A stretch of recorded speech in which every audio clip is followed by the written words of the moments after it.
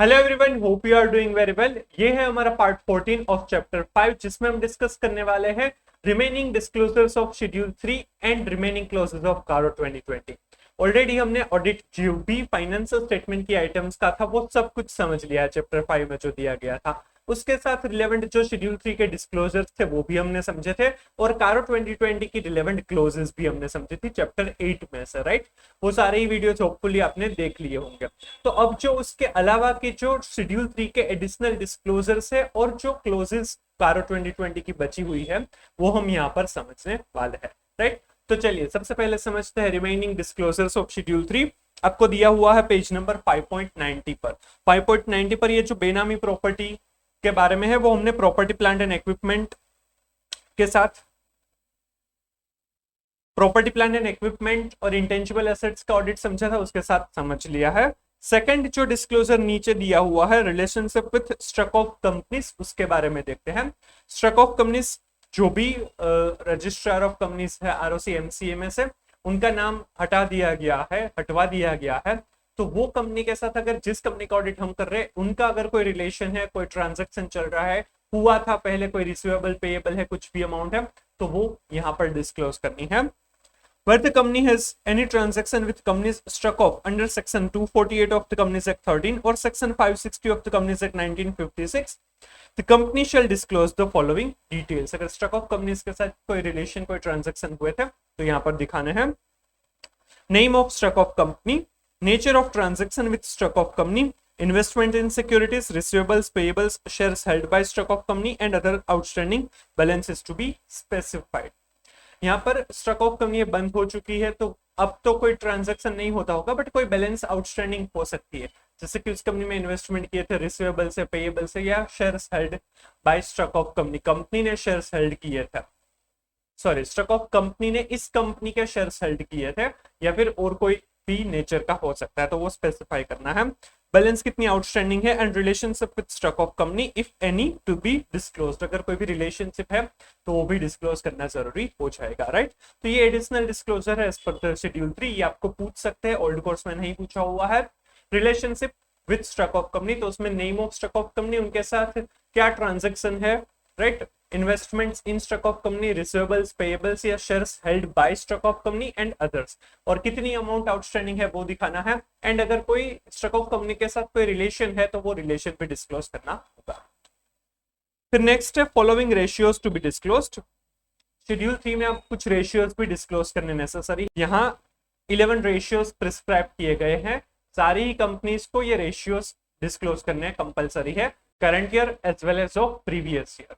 और तो और उसमें न्यूमरेटर और डिनोमिनेटर क्या लिया है ये रेशियोज कैलकुलेट करने के लिए, वो भी डिस्क्लोज करना होगा, क्योंकि ये जो सारे रेशियोज है उसकी फॉर्मूला क्या होगी वो शेड्यूल 3 में प्रिस्क्राइब नहीं की गई है। आईसीआई ने शेड्यूल 3 के ऊपर गाइडेंस नोट इश्यू की है, उसमें उसके लिए सजेस्टेड फॉर्मूलाज दी गई है, बट कंपनी कोई भी यूज कर सकता है। तो वो फॉर्मूला क्या है, डिनोमिनेटर और न्यूमरेटर किस तरह से लिया है वो दिखाना है, और प्रीवियस ईयर और करंट ईयर का जो रेशियोज है उनको कंपेयर करके अगर 25% और मोर का वेरिएशन आता है तो उनका एक्सप्लेनेशन भी कंपनी को, मैनेजमेंट को देना रहेगा। यहाँ पर रेशियो से करंट रेशियो है, debt equity ratio, debt service coverage ratio, return on equity ratio, inventory turnover ratio, trade receivable turnover ratio, trade payables turnover ratio, net capital turnover ratio, net profit ratio, return on capital employed and return on investment. ये 11 ratios देने हैं, ये generally आपने financial management में पढ़ा होगा, right. The company shall explain the items included in numerator and denominator for computing the above ratios, right। Numerator और denominator में क्या लिया है वो मेंशन करना जरूरी है ये रेशियोज कैलकुलेट करने के लिए। Further explanation shall be provided for any change in the ratio by more than 25%। Sorry, मैंने आपको 25% और मोर बोला था, बट यहाँ पर रेशियोज में अगर वेरिएशन मोर देन 25% है तभी एक्सप्लेनेशन देने की जरूरत है। As compare to the preceding year से अगर 25% से ज्यादा का अगर वेरिएशन आया है रेशियो में तो वो एक्सप्लेनेशन देना जरूरी होगा, मैनेजमेंट को वो मेंशन करना होगा, राइट। ये भी इंपॉर्टेंट डिस्क्लोजर है, ये भी आपको पूछ सकते हैं, ओल्ड कोर्स में नहीं पूछा हुआ है, क्लियर। आगे के जो डिस्क्लोजर्स है वो पीएनएल की आइटम्स का जो ऑडिट है उसके बाद दिए गए हैं। बाकी के डिस्क्लोजर्स दिए हैं पेज नंबर 5.113 पर। कॉर्पोरेट सोशल रिस्पॉन्सिबिलिटी, सीएसआर में जो भी एक्सपेंस करने की रिस्पॉन्सिबिलिटी है, लायबिलिटी जो भी है, अनस्पेंट अमाउंट है, वो सारी चीजें भी डिस्क्लोज करनी होगी। Where the company covered under section 135 of the Companies Act, the following shall be disclosed with regard to CSR activities. जो भी कंपनीज को CSR एप्लीकेबल है, CSR करना जरूरी है, उनको ये डिस्क्लोजर देना होगा। सेक्शन 135 आपने इन डिटेल कंपनीज एक्ट में पढ़ा होगा। Amount required to be spent by the company during the year, company को कितनी अमाउंट रिक्वायर्ड है as per the provisions of the companies act 2013 spend करना। 2% ऑफ जो नेट प्रॉफिट की रिक्वायरमेंट रहती है, राइट, वो यहाँ पर कंसिडर किया जाएगा, वो अमाउंट यहाँ पर डिस्क्लोज करनी है। Amount of expenditure incurred, actual में कितने एक्सपेंडिचर किया हुआ है सीएसआर के लिए, वो डिस्क्लोज किया जाएगा। Shortfall at the end of the year, shortfall कितना है, ए और बी का जो इन दोनों का डिफरेंस है, ए में ज्यादा है, रिक्वायर्ड ज्यादा है, एक्चुअल में एक्सपेंडिचर कम किया है, तो यहाँ पर शॉर्टफॉल आएगा, तो वो सी में डिस्क्लोज करना है। Total of previous year shortfall, previous year का कितना शॉर्टफॉल था वो भी डिस्क्लोज करना है। रीजन फॉर शॉर्टफॉल, क्यों शॉर्टफॉल हुआ वो बताना है। नेचर ऑफ सीएसआर एक्टिविटीज, किस पर्पस के लिए वो सीएसआर एक्टिविटीज की जाती है, क्योंकि कंपनीज एक्ट 2013 है, उसमें प्रिस्क्राइब्ड एक्टिविटीज में ही सीएसआर का स्पेंड किया जाना जरूरी है, राइट, उसमें कुछ रिस्ट्रिक्शंस वगैरह है, तो वो भी कंसिडर करना होगा। Details of related party transactions, for example, contribution to a trust controlled by the company in relation to CSR expenditure as per relevant accounting standard. अगर वो जो CSR स्पेंड है वो रिलेटेड पार्टीज में किया गया है, तो वो भी स्पेसिफिकली डिस्क्लोज किया जाएगा। ट्रस्ट अगर बनाया है स्पेसिफिकली CSR के लिए, तो वो अलग से डिस्क्लोज किया जाएगा। Where a provision is made with respect to a liability incurred by entering into a contractual obligation, the movements in the provision during the year should be shown separately. अगर कोई कॉन्ट्रैक्चुअल ऑब्लिगेशन है, अभी कभी spend नहीं कर रहे, future में करने वाले हैं, तो उसके लिए जो प्रोविजन बनाया है वो भी डिस्क्लोज किया जाएगा, राइट। तो सीएसआर के लिए ये सारे डिस्क्लोजर देने हैं। Amount required to be spend, amount actually incurred, shortfall अगर है, प्रीवियस ईयर का कितना शॉर्टफॉल था, रीजन शॉर्टफॉल का क्या है वो, nature of CSR activity, related party transaction है तो वो डिस्क्लोज करना है, और अगर कोई कॉन्ट्रैक्चुअल ऑब्लिगेशन के लिए है तो उनका प्रोविजन जो किया है। क्लियर, ये सीएसआर के रिगार्डिंग है, ये ओल्ड कोर्स में ऑलरेडी एक बार पूछा हुआ है।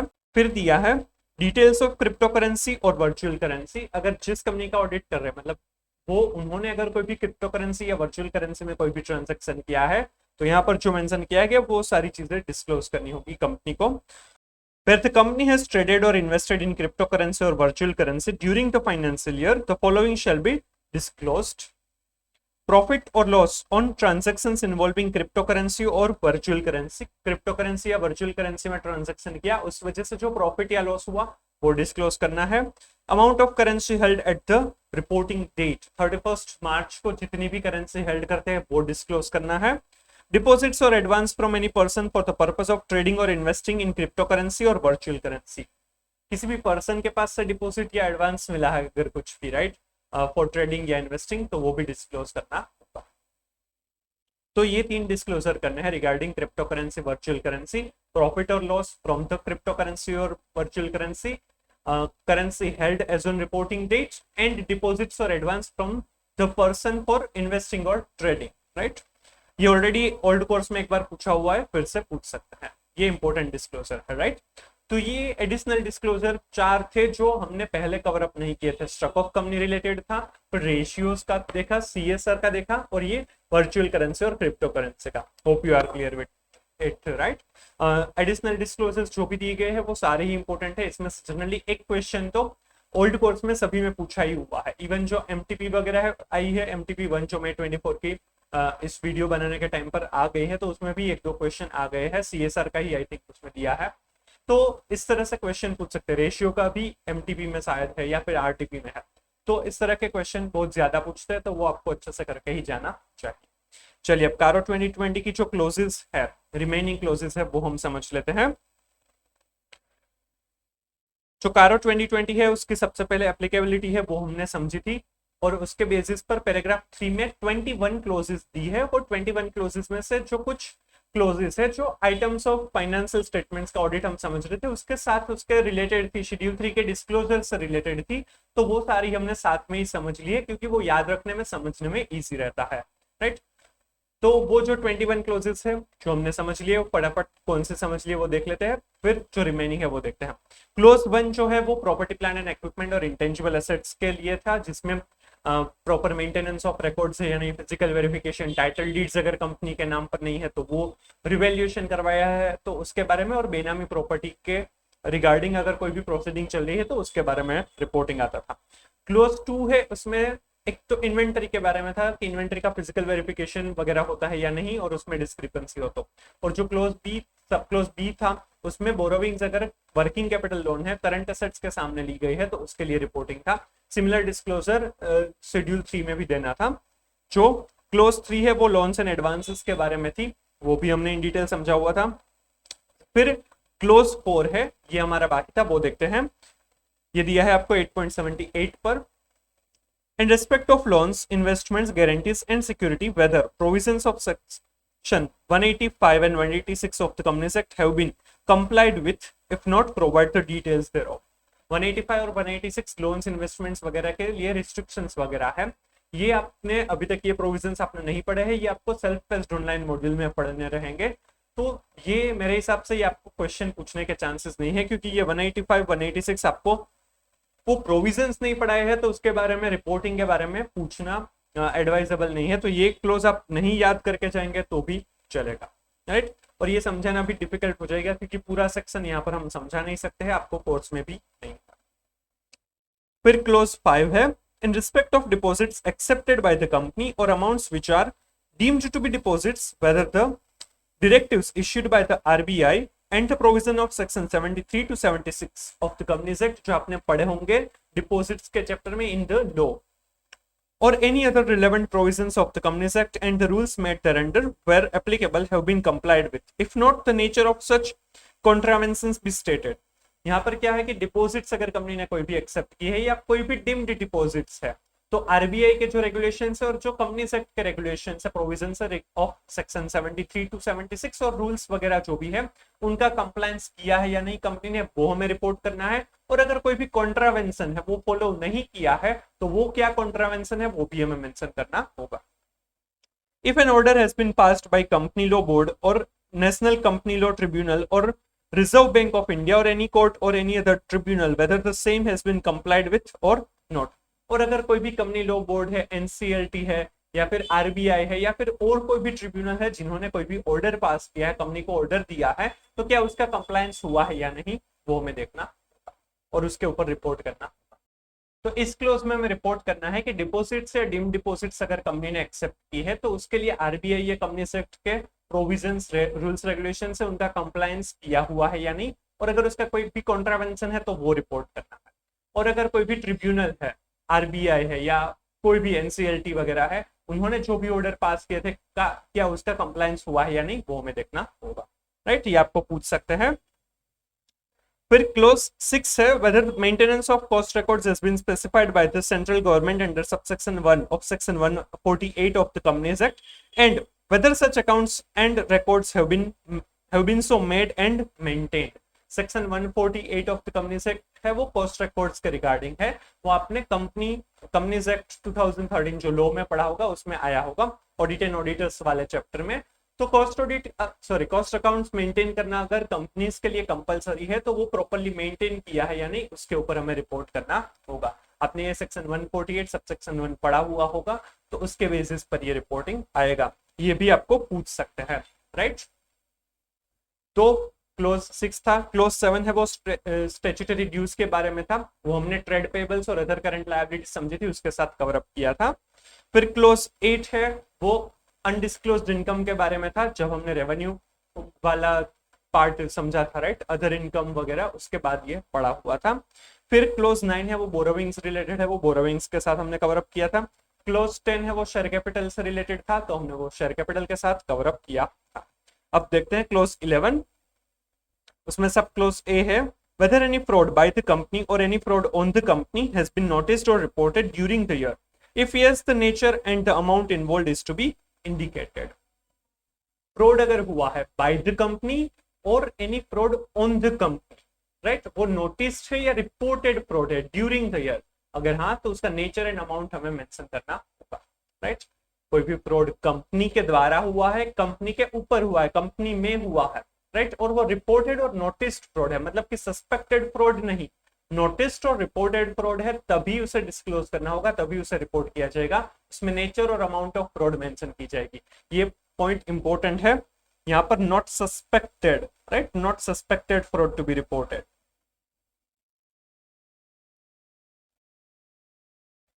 क्योंकि सस्पेक्टेड फ्रॉड है वो रिपोर्ट नहीं किए जाएंगे, सिर्फ रिपोर्टेड और नोटिस्ड फ्रॉड होंगे वही यहाँ पर रिपोर्ट किए जाएंगे।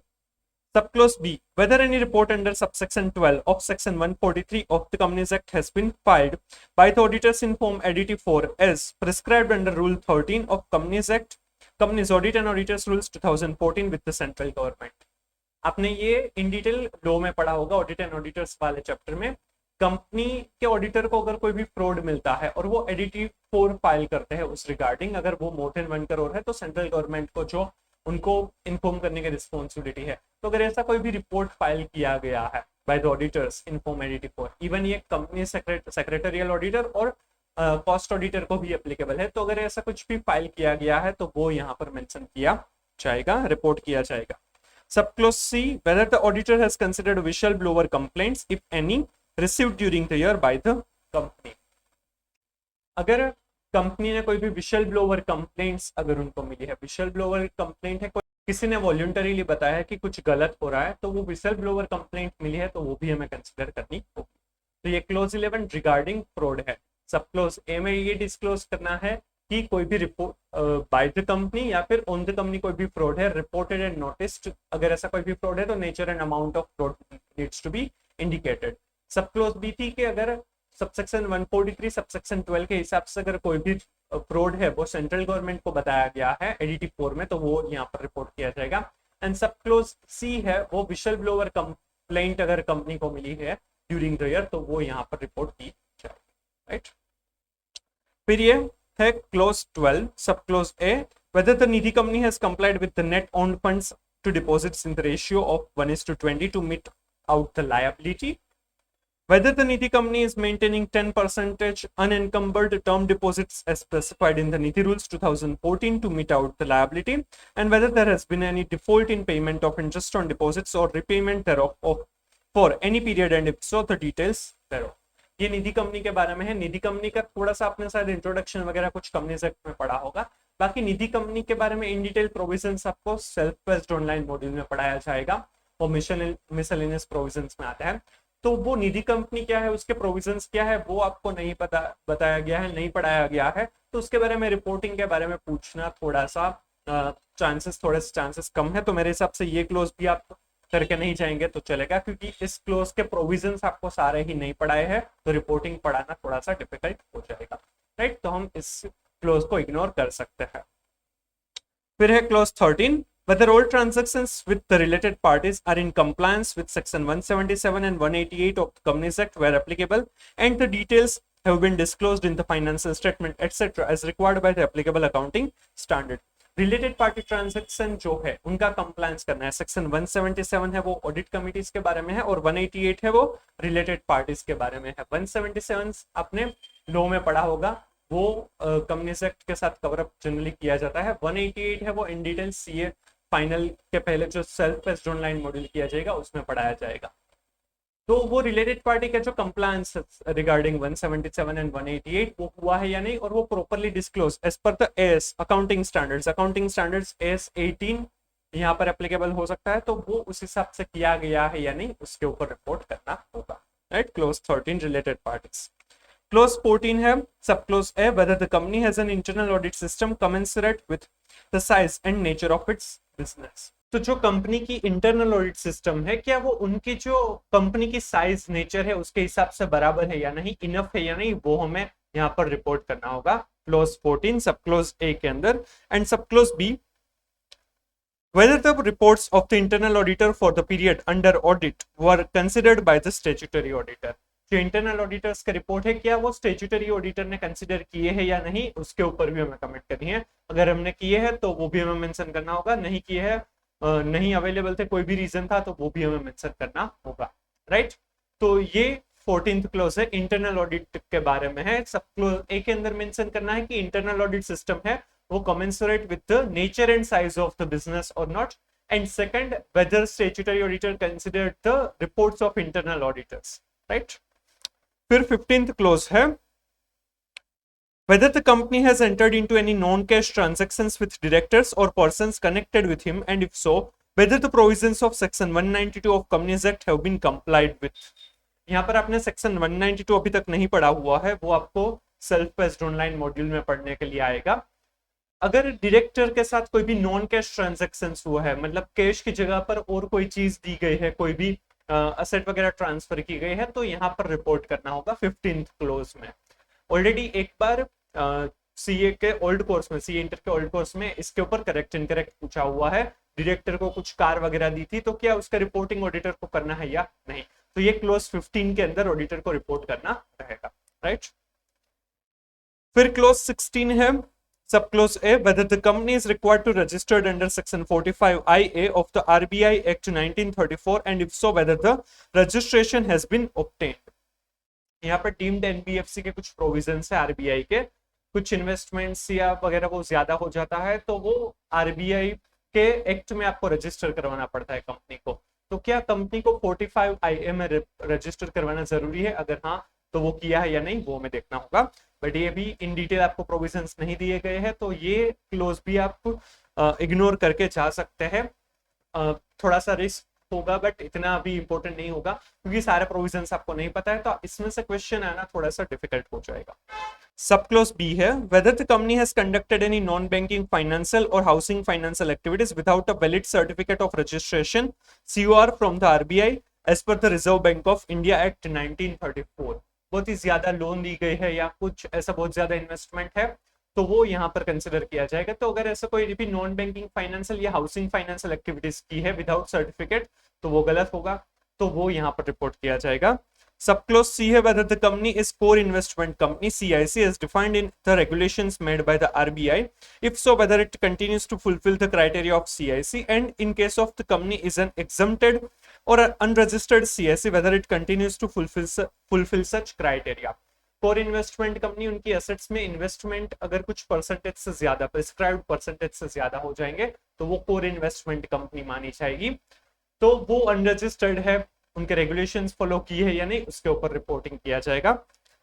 And sub close D whether the group has more than one CIC as part of the group, if yes indicate the number of CICs which are part of the group। अगर पूरे group में बहुत ज्यादा more than 1 CIC है तो उसका report यहाँ पर किया जाएगा। बट ये जो क्लोज 16 है वो आप इग्नोर कर सकते हैं, ये इतना इंपॉर्टेंट नहीं है क्योंकि ये सारे प्रोविजंस आपको नहीं पढ़ाए गए यहाँ पर। फिर क्लोज 17 है whether the company has incurred cash losses in the financial year and in the immediately preceding financial year, if so state the amount of cash losses। अगर कंपनी ने कैश लॉस की है, कैश लॉस मतलब कि जो भी normal loss है उसमें से cash expenditure sorry non cash expenditure वगैरह है उसको हमें एडजस्ट करना होगा। जैसे कि डेप्रीशिएशन है तो वो नॉन कैश एक्सपेंडिचर है, तो जो भी लॉस है उसमें प्लस करेंगे तो हमें कैश लॉस मिलेगा। तो वो कैश लॉस अगर हो रहा है तो ये यहाँ पर डिस्क्लोज करना है current year as well as for the immediately preceding year in case of clause 17, right.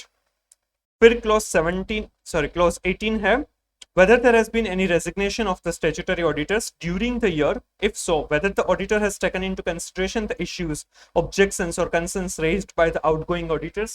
अगर ड्यूरिंग द ईयर मतलब कि जब स्टैट्यूटरी ऑडिटर ने, करंट ऑडिटर ने जब ये काम स्टार्ट किया तब उसके पहले क्या ऑडिटर ने, उसके पहले के ऑडिटर ने रिजाइन किया था, अगर रिजाइन किया था तो उनके इश्यूज ऑब्जेक्शंस क्या थे, कंसर्न्स क्या थे, उन्होंने क्यों रिजाइन किया वो हमें समझना होगा और ये रिपोर्ट करना होगा।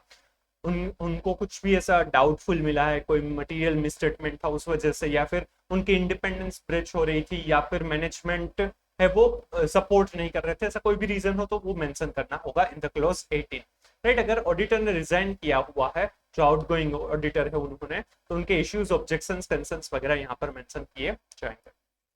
क्लोज 19 है on the basis of the financial ratios, aging and expected dates of realization of financial assets and payment of financial liabilities। ratios aging report है, expected date assets कहाँ से, assets में से कब realize होगा और liabilities कब pay करनी है, Other information accompanying the financial statements, the auditor's knowledge of the board of directors and management plans, whether the auditor is of the opinion that no material uncertainty exists as on the date of the audit report, that company is capable of meeting its liabilities existing at the date of balance sheet as and when they fall due within a period of 1 year from the balance sheet date.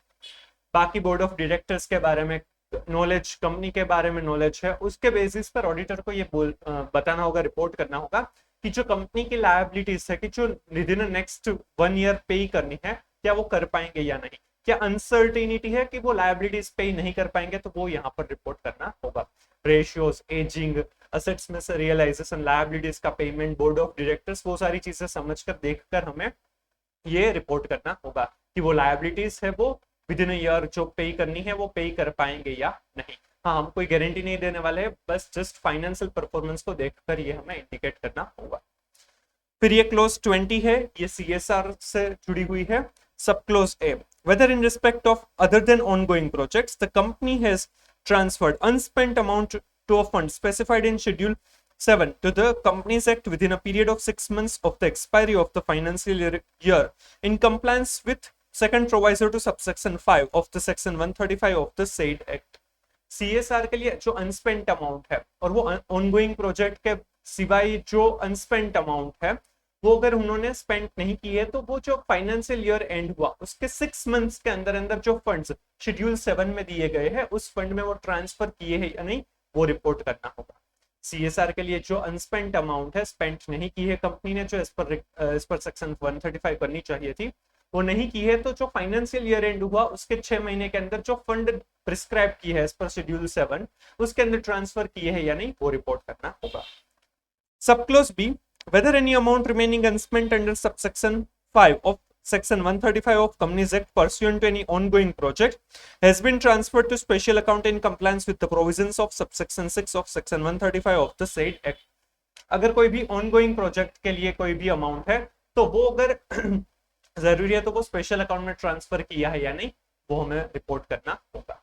तो close 20 में सब close ए है, वो है regarding the अनस्पेंट amount जो ongoing project के लिए नहीं है, उनके अलावा की जो अनस्पेंट अमाउंट है वो अगर स्पेंड नहीं की है तो वो 6 महीने फाइनेंशियल ईयर एंड हो उसके 6 महीने के अंदर स्पेसिफाइड प्रिस्क्राइब्ड फंड जो शेड्यूल 7 में है उसमें ट्रांसफर करने हैं, अगर उसने नहीं किए हैं तो वो यहाँ पर मेंशन किया जाएगा। और सब क्लोज बी के अंदर ऑनगोइंग प्रोजेक्ट्स की जो अमाउंट है वो स्पेशल अकाउंट में ट्रांसफर करनी चाहिए, तो वो किया है या नहीं उसके ऊपर रिपोर्ट किया जाएगा। तो ये जो 20 क्लोजेस थी वो स्टैंड अलोन फाइनेंशियल स्टेटमेंट्स के लिए थी, और जो 21st क्लोज है, राइट, 21st क्लोज है वो सिर्फ कंसोलिडेटेड फाइनेंशियल स्टेटमेंट में ही आएगी, और कंसोलिडेटेड फाइनेंशियल स्टेटमेंट में सिर्फ 21st क्लोज ही आएगी। वो देखते हैं, whether there have been any qualifications or adverse remarks by the respective auditors in the company's auditors report CARO reports of the companies included in the consolidated financial statements. If yes, indicate the details of the companies and the paragraph number of the CARO report containing the qualification or adverse remarks। जो भी companies का consolidation हुआ है, right, तो जो companies के respective auditors है उन्होंने जो स्टैंड अलोन फाइनेंशियल स्टेटमेंट के ऊपर जो रिपोर्ट दिया उसमें जो कारो का रिपोर्ट दिया है उसमें कोई भी पैराग्राफ मतलब कि कोई भी क्लोज में अगर एडवर्स या क्वालिफिकेशन है, राइट, क्वालिफाइड रिमार्क है कोई भी, तो वो यहाँ पर मेंशन किया जाएगा। 21st क्लोज सिर्फ कंसोलिडेटेड फाइनेंशियल स्टेटमेंट के रिपोर्ट में आएगी, उसमें जितनी भी कंपनीज का कंसोलिडेशन हुआ है उस कंपनीज के ऑडिट रिपोर्ट में अगर ऑडिटर ने कोई भी कारो 2020 की जो क्लोजेस है 1 to 20 उसमें किसी में भी क्वालिफाइड या फिर एडवर्स रिमार्क दिया है तो वो 21st क्लोज में मेंशन किया जाएगा, right. Paragraph 4, reasons to be stated for unfavourable और क्वालिफाइड आंसर्स। जहां पर भी अनफेवरेबल या क्वालिफाइड आंसर होगा कोई भी क्लोज में तो वो उसके लिए रीजन दिया जाएगा। Where in the auditor's report the answer to any of the questions referred to in paragraph 3 is unfavorable or qualified, the auditor's report shall also state the basis of such unfavorable or qualified answer as the case may be। जो भी qualified या unfavorable answer है उसका reason mention करना होगा। Where the auditor is unable to express any opinion on any specific matter, his report shall indicate such fact together with reasons as to why it is not possible for him to give his opinion on the same। अगर कोई भी close के लिए वो comment नहीं कर सकते, report नहीं कर सकते, तो वो फैक्ट भी मेंशन करना जरूरी होगा, राइट। तो ये इंपॉर्टेंट पार्ट था। अगर क्वालिफिकेशन है, एडवर्स रिमार्क है, तो क्यों है वो रीजन देना है, और अगर वो उनके ऊपर ओपिनियन नहीं दे सकते, रिपोर्ट नहीं कर सकते हैं, तो वो भी मेंशन करना होगा, वो फैक्ट भी बताना होगा, राइट। तो फटाफट एक बार देख लेते हैं कारो 2020 की जो 21 क्लोजेस है वो। उसके पहले एक बार आ जाइए आप पेज नंबर 8.75 पर। उसमें ये जो है auditors report contain matter specified in paragraph 3 and 4। Paragraph 3 के अंदर 21 क्लोजेस है और पैराग्राफ 4 में ऐसा बताया है कि रीजंस वगैरह देने हैं और फैक्ट बताना है अगर आप उसके ऊपर ओपिनियन नहीं देते हैं तो। यहाँ पर एक चीज जो है इंपॉर्टेंट है, provided this order shall not apply to the auditor's report on consolidated financial statements except clause 21 of paragraph 3। consolidated financial statement में कारो 2020 नहीं देना है एक्सेप्ट क्लोज 21, मतलब कि जो 1 to 20 है वो कंसोलिडेटेड फाइनेंशियल स्टेटमेंट में के ऑडिट रिपोर्ट में नहीं आएगी, सिर्फ 21st क्लोज ही आएगी, राइट। ऑलरेडी हमने वो समझ लिया, पर ये स्टेटमेंट इंपॉर्टेंट है, इसमें से कुछ भी आपको एमसीक्यू या डिस्क्रिप्टिव क्वेश्चन पूछ सकते हैं, राइट। तो जो 21 क्लोजेस है उसमें सबसे पहली क्लोज है वो प्रॉपर्टी प्लान एंड इक्विपमेंट और इंटेंजिबल एसेट्स के बारे में है। क्लोज 2 जो है वो इन्वेंटरी और बोरोविंग जो करंट एसेट्स के सामने ली है उसके बारे में है। क्लोज 3 है वो लोन्स एंड एडवांसेस के बारे में है। क्लोज 4 जो है वो 185 और 186 का रेगुलेशन के बारे में है जो आपको इतनी इंपॉर्टेंट नहीं है। क्लोज 5 है वो डिपॉजिट्स और डिम डिपॉजिट्स का प्रोविजंस का कंप्लायंस किया है यानी उसके बारे में है। क्लोज 6 जो है वो कॉस्ट ऑडिट रिपोर्ट के मेंटेनेंस, कॉस्ट अकाउंट्स के मेंटेनेंस के बारे में है एज पर सेक्शन 148। क्लोज 7 है वो स्टैट्यूटरी ड्यूज जो भी है undisputed as well as disputed उसके बारे में है। क्लोज 8 है वो अनडिस्क्लोज्ड इनकम के बारे में है। क्लोज 9 बोरोविंग्स के बारे में है।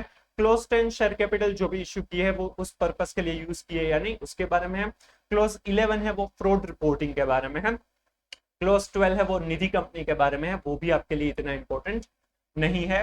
फिर क्लोज 13 है वो रिलेटेड पार्टी डिस्क्लोजर और उनके कंप्लायंस जो प्रोविजन 177 और 188 है उनके साथ किया है या नहीं उसके बारे में है। क्लोज 14 है वो इंटरनल कंट्रोल सिस्टम और इंटरनल ऑडिट रिपोर्ट के बारे में है। क्लोज 15 है वो डायरेक्टर के साथ अगर नॉन कैश ट्रांजैक्शन हुए हैं तो उनके बारे में है। क्लोज 16 आरबीआई के कुछ कंप्लायंसेस के बारे में है। क्लोज 17 है वो कैश लॉस के बारे में है। क्लोज 18 है वो रेजिग्नेशन बाय द ऑडिटर के बारे में है। क्लोज 19 है वो फाइनेंशियल लायबिलिटीज पे कर पाएंगे या नहीं उसके बारे में रिपोर्ट करना है, कमेंट करना है। क्लोज 20 है वो सीएसआर के बारे में है और क्लोज 21 है वो कंसोलिडेटेड फाइनेंशियल स्टेटमेंट की ऑडिट रिपोर्ट में आएगी कि जो स्टैंड अलोन फाइनेंशियल स्टेटमेंट्स है उसके ऑडिट रिपोर्ट में अगर कोई भी क्वालिफिकेशन या फिर एडवर्स रिमार्क है तो उसके बारे में कमेंट करना होगा, राइट। तो ये कारो 2020 की क्लोजेस थी। कारो 2020 मोस्ट इंपोर्टेंट है, जनरली उसमें से एक क्वेश्चन तो पूछेंगे ही, 4 मार्क्स का क्वेश्चन आएगा ही, राइट। तो आपको ये अच्छे से करके ही जाना है। जो क्लोजेस इंपॉर्टेंट है related to the financial statements जो हमने 5th चैप्टर पढ़ा उनसे है, शेड्यूल 3 के डिस्क्लोजर से, वो मोस्ट इंपॉर्टेंट है क्योंकि वो पूछने के चांसेस ज्यादा है। कुछ प्रोविजंस ऐसे जो आपने कभी नहीं पढ़े हैं या फिर फाइनल में पढ़ने वाले हैं तो उसके रिलेटेड प्रोविजंस, उसके रिलेटेड कारो 2020 की क्लोजेस पूछने के चांसेस मेरे हिसाब से कम है, बट कुछ भी हो सकता है, आपको एक बार देखकर जाना चाहिए। बाकी जो इंपॉर्टेंट है वो पहले करना चाहिए, बाकी का याद ना रहे तो चलेगा, थोड़ा सा रिस्क हम ले सकते हैं, राइट। तो ये थे remaining disclosures of financial statements और remaining clauses of CARO 2020। Hope you are clear with it, right. Next video में हम टेस्ट और अंडरस्टैंडिंग के क्वेश्चन डिस्कस करेंगे जो 5 क्वेश्चन है चैप्टर 5 के, राइट। So stay tune. अगर आपको ये वीडियो अच्छा लगा है तो please like and share the video, comment if you have any doubt, suggestion और reviews, and please subscribe the channel. Thank you so much.